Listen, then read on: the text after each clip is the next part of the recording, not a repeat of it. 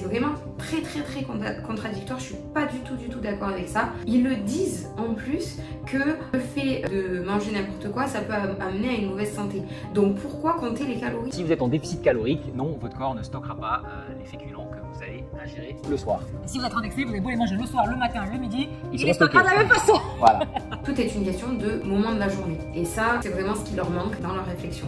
C'est la réflexion que je déteste en nutrition. Bonjour à tous, j'espère que vous allez bien. J'ai fait il y a quelques temps deux vidéos. Une vidéo qui critique les avis nutrition du youtubeur Thibaut InShape. Et une autre vidéo qui répond à une diététicienne qui parlait de la chrononutrition.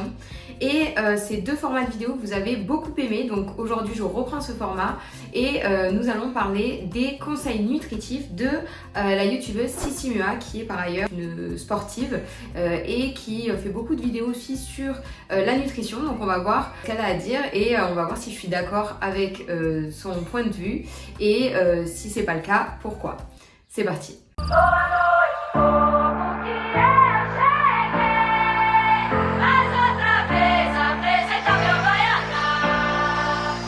Donc c'est parti, je mets la vidéo en accéléré et on y va. Croustillante, parce qu'aujourd'hui, C'est le bon terme. c'est le bon terme.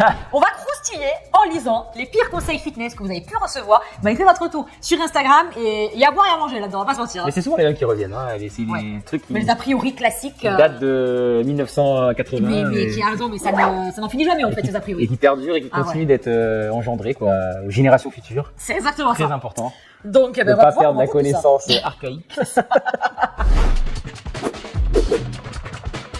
Alors, je pense que le truc qui est le plus revenu, Donc ça, c'est les filles qui ont commenté, c'est ça? c'est les filles de gens qui nous ont effectivement partagé les pires conseils fitness qu'ils ont reçus, du coup, dans leur expérience sportive. Le premier point, le truc qui est revenu le pire du pire, c'est de ne pas manger de féculents le soir. Dans, je suppose, De perdre du poids. voilà, un objectif effectivement de perte de poids. Ok. Qu'est-ce qu'on en pense, Tini? Nul. Faux. Oh, c'est le soir où je mange le plus de faux kilons dans ma journée en plus. De faux coulant. Le faux kilons. Faux coulant. Donc, Ouais. ouais, effectivement, alors on en mange à tous les repas, il faut dire la vérité. Le soir, je crois, encore pire que les autres repas. Alors, qu'est-ce qu'on pense de cette idée reçue de genre le soir?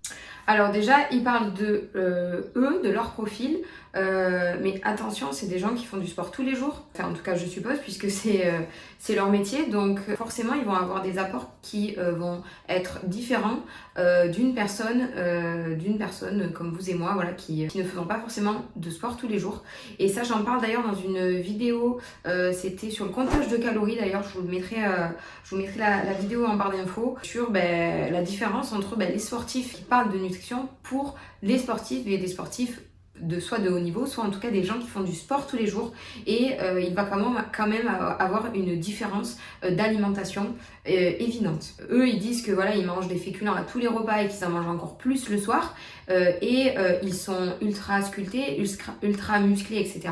Mais c'est pas une cause à effet, si vous voulez. C'est pas parce qu'ils mangent des féculents tous les soirs. Ils s'en servent comme exemple et c'est ça qui me dérange parce que c'est pas forcément vrai. Encore une fois, on va répéter les mêmes choses. Le total des calories que vous allez dépenser versus ce que vous allez ingérer. Et donc au final, si vous êtes en déficit calorique, non, votre corps ne stockera pas les féculents que vous allez ingérer le soir. Si vous êtes... Voilà, typiquement, c'est la réflexion que je déteste en nutrition et du coup, donc j'en parlais dans cette fameuse vidéo sur le déficit calorique. Non, en fait, le déficit calorique, ça ne résout pas tous les problèmes de nutrition.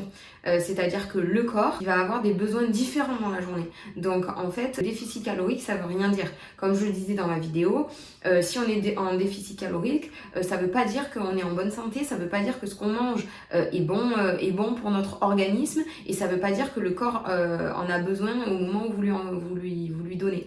Donc non, le déficit calorique, c'est un peu la réponse à tous les maux, on va dire, et pourtant ça veut tout dire et rien dire. Et j'aime pas du tout qu'on se base là-dessus pour parler d'une alimentation équilibrée. Voilà, ça ne crée aucun équilibre, le fait de compter ses calories. En excès, vous avez beau les manger le soir, le matin, le midi, Ils il seront les stockera de stockés. la même façon. Voilà. Non, justement. Bon, là, c'est parfait, je pense qu'ils ont fini sur ça. Non, justement, le corps n'a pas la même activité dans la journée Et dans la nuit, on ne lui demande pas les mêmes efforts. Donc effectivement, dans la nuit, bien sûr, il continue à dépenser de l'énergie, mais beaucoup moins, de manière beaucoup moins importante qu'en journée. C'est logique. De fait, on ne peut pas donner au corps le même apport nutritionnel le matin et le soir. C'est pas possible. De fait, de donner au corps un repas gras et lourd le matin, il va avoir toute la journée pour le métaboliser. Or, le soir, il le métabolise quand? Il le métabolise dans la nuit. Donc, premièrement, il y a deux effets négatifs à manger lourd et gras le soir. C'est que, premièrement, le corps, au lieu de se concentrer sur le sommeil, et donc un sommeil réparateur, il va se concentrer sur la digestion des aliments. Et donc, le sommeil sera beaucoup moins réparateur que si on mange léger. Et ça, toutes les personnes qui commencent, notamment en chrononutrition, me le disent, qu'ils dorment beaucoup mieux, qu'ils se réveillent le matin beaucoup moins fatigués, qu'ils ont moins tendance à se réveiller dans la nuit, etc. Donc c'est notamment parce que je vous conseille de manger léger le soir. Et le deuxième inconvénient de manger lourd et ou gras le soir, c'est qu'en fait, le corps va stocker, forcément. Le corps va stocker le gras. Pourquoi? C'est très simple. Déjà, il faut partir de la base. Pourquoi on mange? On mange pour donner de l'énergie au corps pour qu'il puisse effectuer tout ce qu'on lui demande. Donc les activités, notamment physiques et intellectuelles. Durant la nuit, on lui demande simplement de maintenir nos organes, bien sûr, en bon fonctionnement, mais on ne va pas avoir d'effort physique qui va nécessiter de manger beaucoup le soir. Et donc, le corps a deux possibilités. Soit il transforme l'aliment en énergie pour faire une activité, soit il le stocke. Et en mangeant lourd le soir, ça sera la deuxième possibilité, il va stocker les aliments. Voilà, donc du coup, je suis pas d'accord sur ce point-là. Ne plus manger de fruits car ce sont des sucres. Toujours dans un objectif du coup de perte de poids. Alors, Oui, mais c'est pas du sucre, enfin c'est Non. du moi c'est ce que je dirais, c'est-à-dire que le fruit effectivement peut contenir du sucre. fructose. Oui, en plus ou moins grande quantité, en fonction du fruit en question. C'est vrai que les fruits contiennent du sucre. Par exemple, quand vous buvez un jus de fruits, c'est pas parce que c'est du fruit que ça n'en contient pas. Sur un verre, vous pouvez avoir, au 100 ml, on est à 50 calories. Et puis Donc, surtout, il y a jus de fruits, Il y a jus de jus de fruits fruits. frais que vous avez pressé vous-même et jus de fruits acheté en canette où il y a au final plus de sucre Et même s'il est sans que de sucre fructose. même s'il est sans sucre ajouté. Oui, oui. Ceci étant, vous ne bénéficiez pas des vitamines, etc. Donc bref, tout ça pour dire que effectivement, les fruits contiennent du sucre, mais néanmoins, évidemment, le fruit c'est quand même un aliment qui est très bon pour la santé, Oui, plein de vitamines, Plein plein de vitamines, d'antioxydants, de fibres. de plein de choses. Donc c'est toujours à nuancer. Manger des fruits et légumes, évidemment, c'est la base, mais après peut-être éviter de se faire un jus de 10 oranges tous les matins à jeun. Voilà. Tu es d'accord avec moi? Oui. Très bien, monsieur. Oui, totalement d'accord. Alors effectivement, il ne faut pas supprimer loin de là les fruits de votre alimentation parce qu'ils vont avoir un apport en vitamines et en fibres importantes, donc c'est important. Par contre, ce que eux n'apprécient pas, c'est que effectivement, ça va dépendre de quand on va en manger. Manger un fruit à la fin du repas, c'est une mauvaise idée parce que pour le coup, là, ça va apporter du sucre, donc comme il le précisait et c'est très bien, qui va couper la métabolisation du reste de votre repas et qui va avoir un effet néfaste sur le corps et sur la digestion du repas. Donc moi, ce que je conseille, c'est tout simplement manger un fruit au goûter de manière à l'isoler de tous les autres repas parce que c'est là où vous en tirerez en fait tous les bénéfices du fruit. Au niveau des quantités, c'est quand même, on nous a poussé, notamment avec les médias, etc., à manger des fruits et des légumes presque en illimité. Or, effectivement, les fruits, ça contient du sucre. Il faut donc limiter les quantités. Faire de l'endurance pour s'affiner. Ça c'est la question. Ça, c'est conseil sportif, on va dire, que je vais passer parce que c'est pas ma spécialité en fait. J'ai pas envie de me prononcer sur ça parce que je n'ai pas de connaissances ni de compétences dans le domaine sportif. Bannir un aliment parce qu'il fait grossir. Ah, Ça c'est quelque chose qui revient souvent. ça vient souvent des 5 top aliments pour maigrir. Ou les 5 top aliments à ne surtout pas manger. Oui, à ne surtout pas À ne manger. surtout pas manger. Alors oui, là, non, il n'y a pas d'aliments à bannir, les filles de gens, sauf ceux qui intègrent du cyanure et du mercure. évidemment. Mais non, On il n'y a évite pas... de boire le bidon de soude pour les toilettes et pour la robinetterie, évidemment. Il n'y a, C'est pas fini. il y a pas d'aliment qui fait grossir ou maigrir. Encore une fois, pour la 3e fois de cette vidéo, j'espère qu'à la fin, ça Ça va va être peu rentrer. redondant aujourd'hui. Hein, Les voilà. calories, c'est ce qui va déterminer vraiment, hein, encore une fois, je me répète, mais ce qui va déterminer votre prise ou votre perte de poids.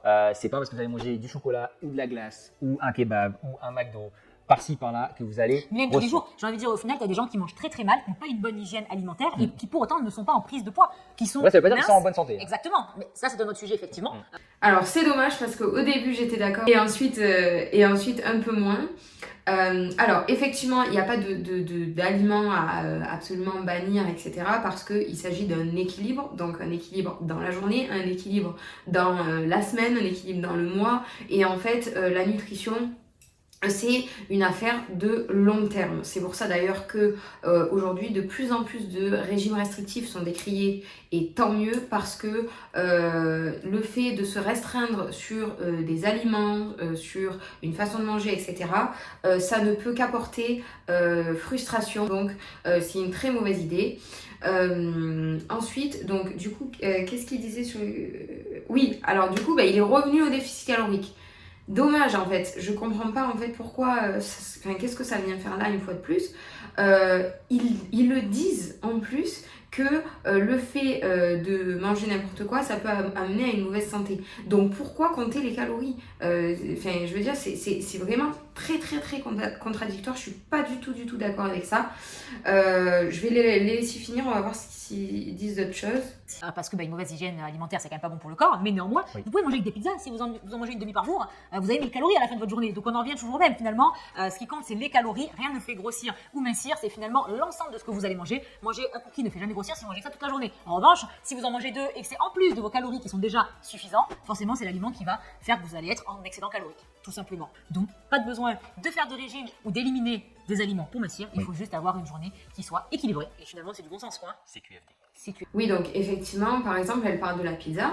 Mais c'est vraiment toute la vidéo, ça va être la même réflexion. Si on mange une pizza le soir, comme je vous le disais tout à l'heure, le corps risque de stocker le gras, n'aura pas besoin de l'énergie dont la pizza fait preuve pour courir, faire son sport, marcher, travailler, même intellectuellement, puisque les travaux intellectuels font brûler aussi des calories, il faut le savoir. Il n'aura pas besoin de tout ça, donc il va le stocker, et en plus de ça, comme je vous le disais, le sommeil risque d'être perturbé. Donc tout est une question de moment de la journée. Et ça, en fait, c'est vraiment ce qui leur manque dans leur réflexion. Mais après, je me dis finalement ça fait sens qu'ils pensent comme ça, parce que le fait de faire du sport tous les jours, ils vont brûler énormément de calories. Donc effectivement le fait qu'ils mangent une part de pizza ou une assiette de pâtes le soir, ça va pas avoir beaucoup de conséquences peut-être sur leur silhouette. Donc ça peut faire sens que eux l'analysent comme ça. Mais je trouve ça dommage du coup qu'ils donnent les conseils qui s'appliquent à eux-mêmes à des gens, encore une fois, qui n'ont pas forcément l'opportunité de faire du sport tous les jours. Dernière question, alors celle-là je l'ai gardée pour la fin, je crois que c'est la best des bestes.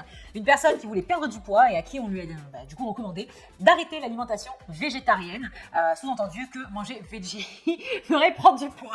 Non, ça c'est On n'a jamais fait celle-là. Non, c'est la première fois qu'on l'entend. Là, j'ai déjà entendu, arrête ton régime végétarien, tu perds trop de poids. Parce que souvent, l'erreur que font les gens qui passent du tout au tout, c'est de croire qu'ils doivent tout couper et qu'ils doivent manger que des carottes et du chou rouge. Mais ceci étant, c'est vrai que je suis d'accord, manger veggie n'a finalement aucune incidence sur le poids, dans le sens où tout dépend de ce que vous allez manger. Encore une fois, je connais des personnes qui sont devenues veggie et qui ont pris du poids. J'en ai connu une qui avait pris une dizaine de kilos tout simplement parce que l'alimentation est devenue trop riche, notamment grâce à tout ce qui est lipides, les noix, machin, tout ça. Mais il y en a aussi qui, à l'inverse, comme tu le disais, perdent du poids. Donc finalement, ça n'a aucune importance. Encore une fois, ce qui compte le plus, c'est de manger équilibré, Et de savoir ce qu'on mange surtout. Ou non, et savoir ce qu'on mange et pourquoi.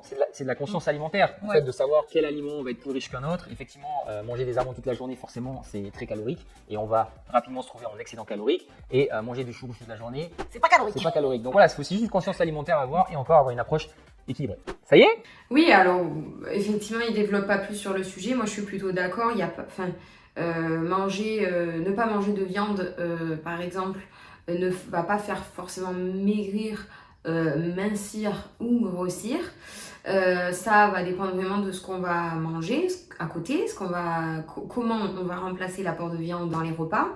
Donc nous, c'est vrai que moi j'ai fait plusieurs programmes pour des végétariens et ça marche totalement aussi sur des végétariens qui ne mangent pas de viande. C'est un objectif et une vision des choses que je comprends et que j'accepte et que j'essaie d'intégrer notamment dans mes séances coaching. En fait, l'important c'est d'être en bonne santé et aussi d'apprécier ce qu'on mange parce que l'idée c'est pas d'être dans des restrictions permanentes. Bien sûr, et aussi d'être bien voilà, dans sa tête parce que si on mange d'une manière qui va faire qu'on va avoir tout le temps faim, du coup ça va développer une certaine irritabilité ou alors on va être en manque d'énergie en permanence, etc. Donc voilà, 3 points: être en bonne santé, être bien dans sa tête et aimer ce qu'on mange et aimer de la manière dont on mange. Il parlait aussi, dernier point, de manger de manière consciente. Donc ça, c'est effectivement super important. Selon moi, manger de manière consciente, ça va être savoir quel aliment on met dans notre assiette, savoir ce que ça va nous apporter, savoir pourquoi on le mange à tel moment de la journée ou à tel repas ou en telle association avec certains aliments. Il faut que ce soit effectivement en parallèle un équilibre. Là, à la fin, il parlait donc de manger des amandes ça fait grossir et manger du chou rouge ça fait mincir. Non, c'est pas vrai du tout quoi. Voilà, évidemment, on va pas manger des amandes à longueur de journée, ça va de soi, mais manger une poignée d'amandes par jour, ça ne fait pas grossir. En l'occurrence, si vous mangez que du chou rouge tout au long de la journée, vous allez être énormément carencé et comme je le disais, vous allez manquer d'énergie, ça va impacter sur votre morale et en plus, ça va pas vous faire mincir, ça va vous faire maigrir.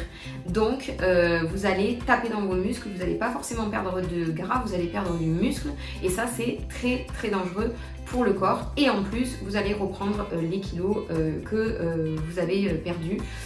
C'est pas une stratégie sur le long terme, donc à surveiller. Voilà, j'espère que cette vidéo vous a plu. Je vais en chercher d'autres pour en parler. C'est pas du tout dans un esprit de critiquer une personne ou quoi que ce soit, mais c'est juste que je trouve super intéressant de mettre face à face, on va dire, des avis nutritionnels différents parce que c'est vrai que la nutrition, c'est vraiment un des sujets les plus controversés et il y en a beaucoup qui arrangent vraiment les choses à leur sauce sans explication scientifique et c'est vraiment ça, moi personnellement, qui m'a passionnée et c'est pourquoi je me suis lancée en nutrition. J'adore en fait comprendre le fonctionnement du corps humain, c'est vraiment ça que j'adore, donc voilà, j'espère que ça vous intéresse également, j'espère que cette vidéo vous a plu. Si c'est le cas, n'oubliez pas s'il vous plaît de liker cette vidéo et je vous dis à bientôt. Ciao.